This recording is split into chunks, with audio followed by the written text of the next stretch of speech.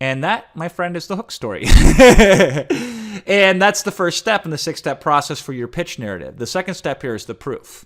And when we talk about proof, here are some of the things that we have to be considerate of. The first is infusion. How can you make it so your pitch is dripping with proof, no matter how or where they look? So from beginning to end, from hook to close, from inception story to payoff and anything and everything in between. I usually don't put proof in when I first create my pitch. I come back later and infuse the product with proof. And we've talked about proof in Product E-Class Ultima already, and you can reference that. And this is how we now make it so that way it's not accidental, but on purpose. Where everywhere they look, there's something. And I don't care how small it is or big it is. It doesn't matter as long as it's dripping with proof, right? There's also the concept of extended proof, which a lot of people aren't aware of. This can be a massive advantage for you. Here's the issue. A lot of really good testimonials take 10 to 15 minutes to explain, but a customer doesn't want to hear 10 to 15 minutes of a testimonial. It's boring. But if you take that 15 minutes and you break it up into 5 segments of 3 minutes each, now maybe you got a chance. And out of those 5 segments of 3 minutes each, you keep the best 3. So 3 minutes of this guy in the introduction, 3 minutes in the content portion of the webinar, and 3 minutes at the end. That works really good. In a sales letter, it could be 3 minutes, or it could be 2 paragraphs in the introduction, 2 paragraphs when you introduce the offer, and 2 paragraphs right next to the add to cart button, right? And a video sales letter, same thing. It could be introduced in the first 30 seconds. It could be introduced when you do the first call to action, and it could be finished and finalized right there at the end of the video letter. So we don't have to give the whole story all at once. We don't have to use the full proof element by itself. We can extend, chop up the proof element, and deploy facets of it and aspects of it over time. And that's usually a better use, because otherwise you're going to have your one segment in your pitch that's fully focused around testimonials, and it's boring, it's predictive, and the customer tunes it out. But if you subtly chop it up and sprinkle it throughout your whole presentation, now you have more pieces of proof to utilize and in more easier ways to utilize them, so they have more impact with less focus and time needed and required. Interaction. Can you test the pitch on a small, simple scale to see if you're missing proof or believability somewhere? Mostly at the end of the day is if you have the right offer for the right audience and it's not converting, a lot of it can just be boiled down to believability. They just don't believe in the offer enough to invest in it. So you need to make tweaks to make it believable. And one of the easiest ways to find that out is to actually do some sales in front of customers or talk to customers or potential customers and say, listen, I got this thing. I'm not asking you to buy it today, but if I were asking you to buy it today and it looked like X, Y, and Z, would you say yes to that? And if so, why? And if not, why not? Now, that's not the ideal scenario. I'm just telling you. The ideal scenario is you get somebody in front of them and say, listen, I want you to buy this thing, and here's how I'm going to sell it to you. And at the end, you can buy it, or you cannot buy it. But here's why I think you should buy it. Now, you tell me your thoughts on it. An actual sell situation is always the best way to determine whether something is going to sell or not. But if you can't do that, then you ask yourself, what's the next best thing? So I can put it in front of people and see how they interact with it, and then make adjustments in terms of if this thing isn't grabbing them, and it should be grabbing them, they either don't believe it or it's not exciting enough. Lastly, here's the best proof element you'll ever use, and it's the one that everybody skips over. Hilarious, I know, right? Can you, during the sales process, give them more insight and takeaway than people do in paid products? Very powerful pitch element. That's why I almost exclusively sell via webinars these days. And that's a trick for you. See, it's so funny. People say, oh, information product creation, that's not real marketing. Phooey. Because I create an information product when I pitch.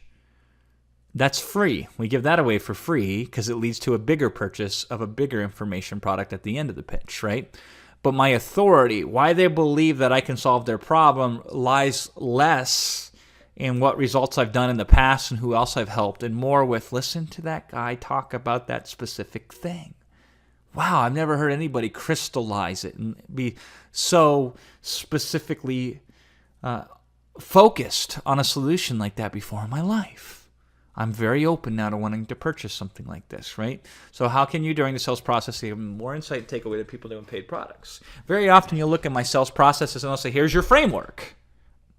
And then I'll give them the system. I won't give them the details in between the steps in the process and the system, but they'll see the system. One problem, one solution, one sitting.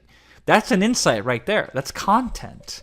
Now, specifically identifying those problems and specifically deploying a solution, that's what you want to buy the product for. But even if you don't, you're probably going to be more likely to create a successful product as a result of interacting with my pitch than you were before. And that's very authoritative. If I create that for you, you say, well, that person knows what he's doing. So let's talk about how we do this with authority.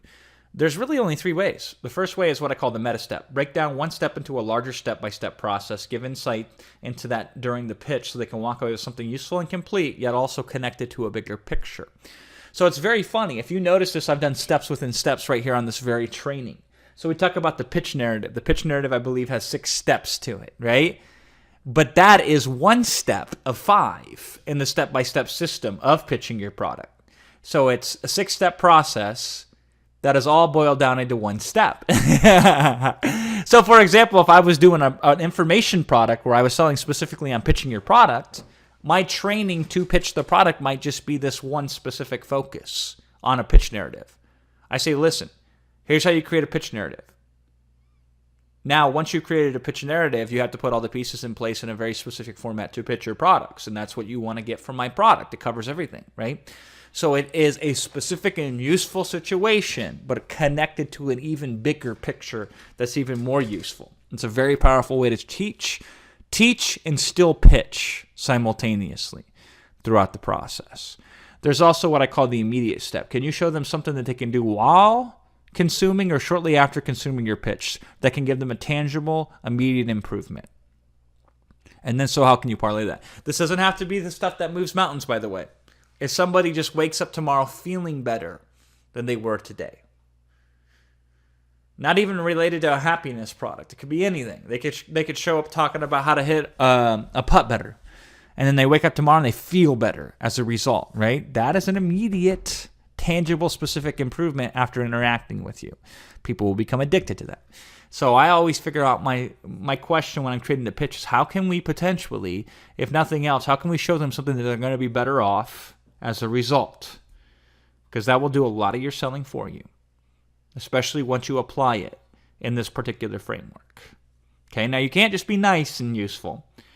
Because, I can just give all my money away to the poor, right? And the homeless, but that doesn't necessarily mean I'll get a good result. I'll end up broke, and who knows what will happen to that money, right? So you can't be naive with this kind of stuff. You have to give them something that's valuable, but you also have to utilize this framework so they can realize how valuable it is and why it'd be even more valuable to sign up with you, right? Lastly here, another way to do authority is full step. Can you create a situation where the knowledge isn't the most important part of your product, therefore giving away the best part of your knowledge to prove you're the authority to listen to? So very often when we're selling Amazon products, our real benefit isn't the knowledge and the step-by-step process. It's the fact that we have the China Concierge program. It's the fact that we have the viral app. It's the fact that we have the community. It's the fact that we've categorized and cataloged every single different kind of contingency that they could ever focus on. And the only way you could do that is years and years and years of effort. There's no shortcut for that, right? So we give a lot of the powerful information away for free, and then they sign up to get the resources and the community to utilize and deploy that information and stay up to date on it.